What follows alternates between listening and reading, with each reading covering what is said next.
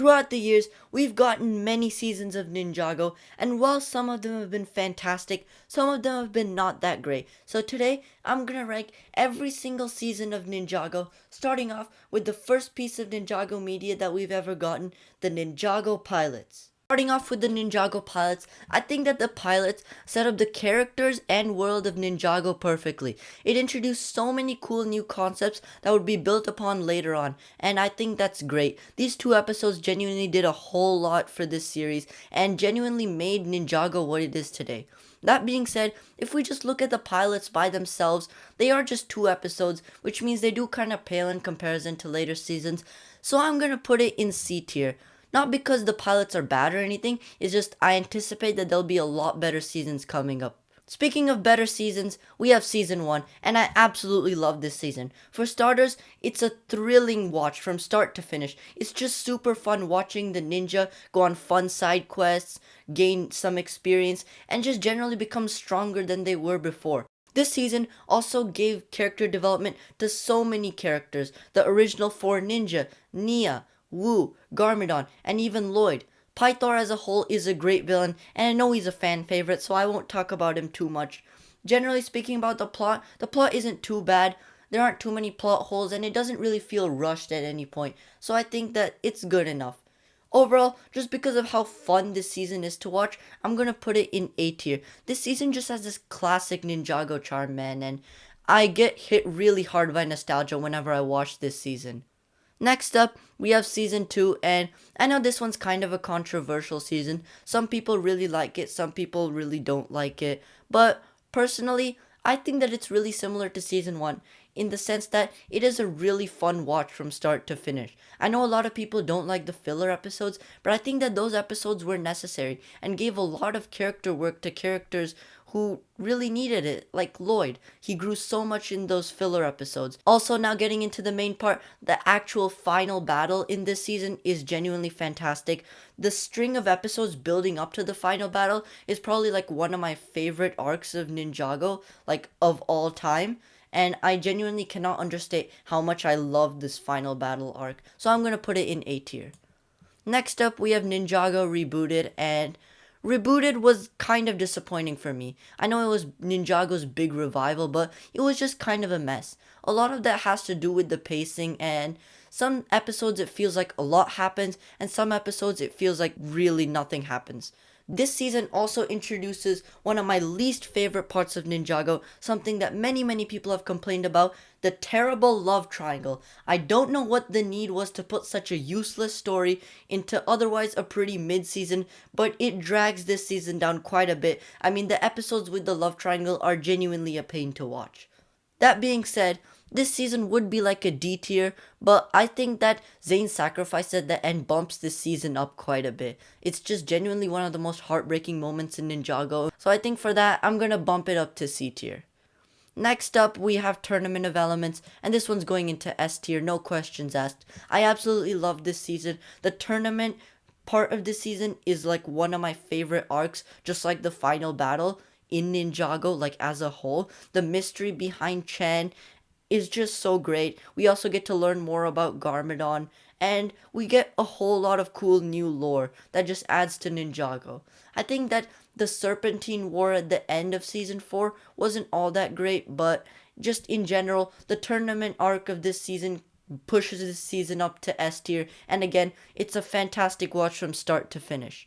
Next up, we have Possession, and Possession does a lot of things right that Tournament of Elements does. I just feel that personally it's not as engaging as the tournament in the Tournament of Elements was, so I'm gonna put it in A tier. But this season is again a really fun watch from start to finish. We get a bunch of cool new lore like the 16 realms, which gets like built upon in many seasons later on, like season 11, Dragons Rising. Moro in general is a pretty good villain in my opinion. I do find him a little bit two-dimensional, but he's not that bad. And we also get to learn a bit more about Wu, so I think that's nice. All in all, this season is a fantastic season, and I think that A tier is the right spot. Next up, we have Ninjago Skybound, and I'm really mixed on this season, so I'm gonna put it around B tier, like around midway through the tier list. This season made Jay a really compelling protagonist in my opinion. In earlier seasons, he was mostly just there for comic relief, but this season actually took him seriously and gave him a lot of character development. I think that Narukon isn't as great of a villain as some people make him out to be. I find his plan like kind of stupid. I always found it strange that he goes around trying to make the ninja wish themselves away when he can just get other people to wish them away for him, or he can just strike them down with his sword anyways. I just always find that really dumb, but this season does tell a really nice story about Jay, and I bet that Jay fans really appreciate this season, so I think B tier is a decent spot for it. Next up, we have Day of the Departed. This one's easily going into F tier. I hate this special. It just felt too rushed, didn't have enough room to breathe, and it could have been much better if it was a full season. So I think that's all I have to say about it. Next up, we have Hands of Time, and this one's either going into D tier or C tier. I don't really know. I think I'll probably put it in C tier just to be a bit generous. This season was so boring in my opinion. It's a pain to get through, which is something I never say for Ninjago seasons. Even if they're terrible, they're usually still fun to watch. I think that Acronix and Crux are really boring villains, and the arc where Kai gets his parents back is nice, but it is like not that deep, and it doesn't go much beyond the fact that Kai just wants his parents back and then he just gets his parents back. So all in all, this is a pretty uninteresting season, so I think C tier is pretty good for it. Speaking of uninteresting seasons, you know what's not an uninteresting season? Season 8, Sons of Garmadon, because that is going straight up to the top of the tier list in S tier. This is potentially one of my favorite Ninjago seasons of all time. So far, it is my favorite Ninjago season of all time. It is the darkest and grittiest that Ninjago has ever been. Harumi is just such a great character in this season. I love how she manipulates Lloyd and finally like breaks his heart. It is genuinely so heartbreaking watching Lloyd in this season, especially after he gets beat up by Garmadon, which I think is genuinely one of the saddest scenes in Ninjago, watching how Garmadon totally beats up Lloyd even as Lloyd believes that there's still good in him. Other than that, this season has a really gripping and interesting plot, and again, it is another great watch from start to finish. Next up, we have Hunted, which is the next installment in the Oni Trilogy, the direct sequel to Sons of Garmadon, and just like Sons of Garmadon, I think it's fantastic. I don't know if I'll put it in S tier. I'll probably put it in A tier around here. I love Hunted so much. The dual plot with the realm of the Oni and the dragon, and also with Ninjago City is great. We see Lloyd coming out of his funk that he's been in since like Sons of Garmadon, and again seeing him defeat Garmadon again at the end of season 9 in Green Destiny is one of the best scenes in Ninjago, like period. So I think that's why the season's gonna go in A tier.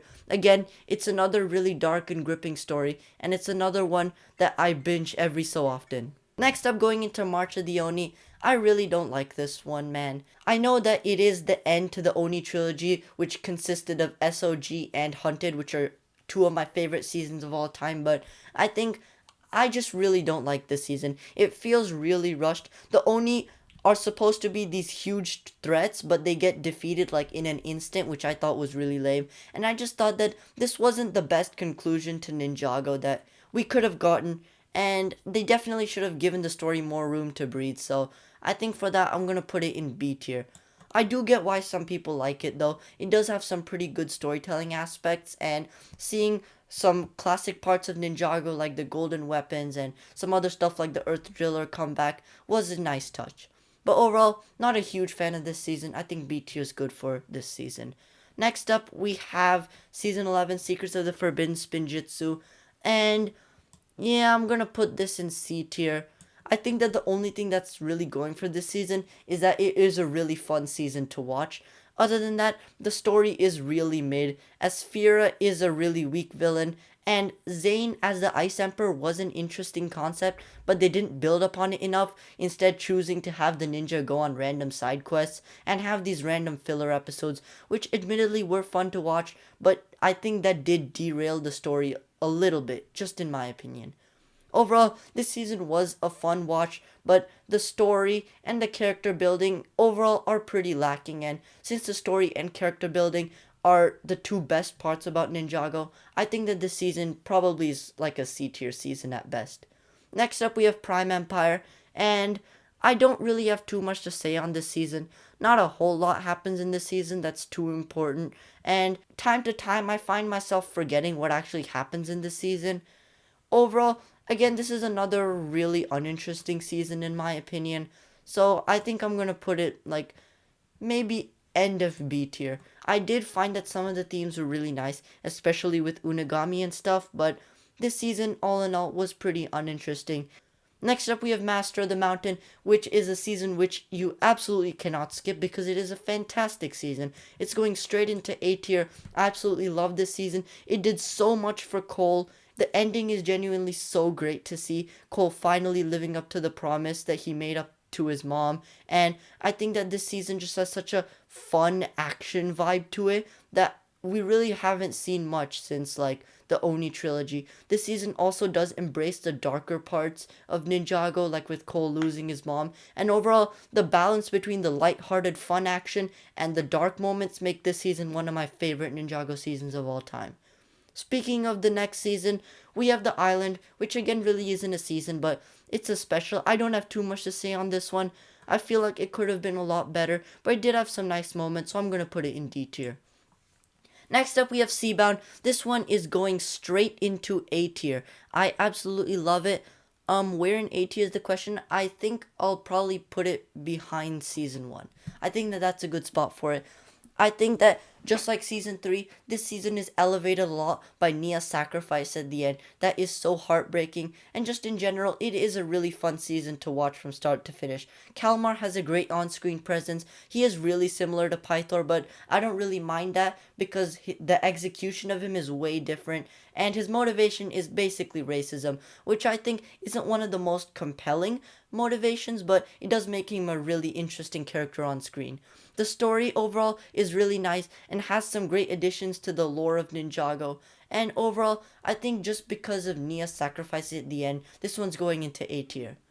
Next up, we have Crystallized. And I know, you've all probably seen the 3-hour long rant videos about everything that sucks about Crystallized, and I completely agree with all of those videos.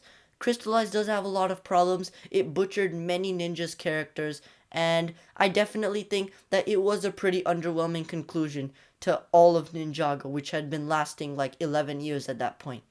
That being said, I still kind of enjoyed this season, not gonna lie. It was fun. The fight between Wu and the Crystal King was really fun, and the ending, while not all that great, was again really fun, which is something that I can say for all the Wildbrain seasons. So I think just because of that, I'm probably going to put it in B tier ahead of Prime Empire.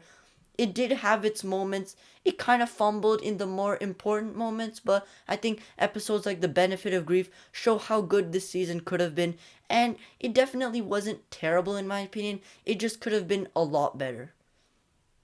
Next up, we have Dragons Rising, and this is a season that I just recently rewatched, Dragons Rising Season 1. This one is really similar to like Season 1 in my opinion, regular Season 1, because it's just another fun watch from start to finish. We also get the introduction of new characters, Eren and Sora, which I think is great. It really helps mix up the ninja team, and it's really showing that Ninjago is committed to moving forward and not just staying in the past, recycling the same old stories, which I am all here for. I think this one's definitely going into A tier. I definitely liked it more than season 1 because it had like that dark and more mature theme. While the original Ninjago series was fun, it's great to see the Ninjago show growing up with its audience, and Dragons Rising Season 1 is a perfect example of that. Next up, we have Dragons Rising Season 2, and I absolutely love this one. Dragons Rising Season 1 set up a lot of things that would have to be later solved in Dragons Rising Season 2, like the story of Roz, what he's gonna be doing. And I think that Dragons Rising Season 2 handled it perfectly. I especially love Dragons Rising Season 2 Part 1. It has that same dark and grippy storytelling that something like, say, Sons of Garmadon or Hunted had. And I think that just in general, the storytelling in Dragons Rising Season 1 was great. We get some great character arcs for like Lloyd and Eren, Sora, and even Kai. I think that Dragons Rising Season 2 made Kai finally a great character again. So I think, all in all, Dragons Rising Season 2 Part 1, great season. Don't have too many issues with that. it would probably be S tier if there wasn't season 2 part 2. And season 2 part 2, it wasn't as perfect as season 2 part 1. I'm not going to go into too many spoilers because it has not been officially released. It has only been leaked. So, not going to go into too many spoilers, but it wasn't as perfect as part 1, but again, it was another really fun watch, especially with the tournament. The tournament was great, and we got a really nice mystery that was like kind of like the B plot with Aaron, who's like solving the mysteries. And speaking of Aaron, I love all that they do with his character. I can't wait for Dragons Rising season 3. This season has got me hyped. I absolutely love it. It's like top 3 of all time. This Ninjago season was fantastic. I don't know if I'll put it in S tier because it has come out just recently. Maybe as time goes on and I further solidify my opinions about it, it'll maybe go in S tier, but for now, I think I'll put it in A tier. So guys, this is my ranking of the Ninjago seasons. Let me know which seasons you agree with. Let me know which seasons you don't agree with. Remember that this is just my opinion, but let me know your opinion down in the comments below and make sure to subscribe.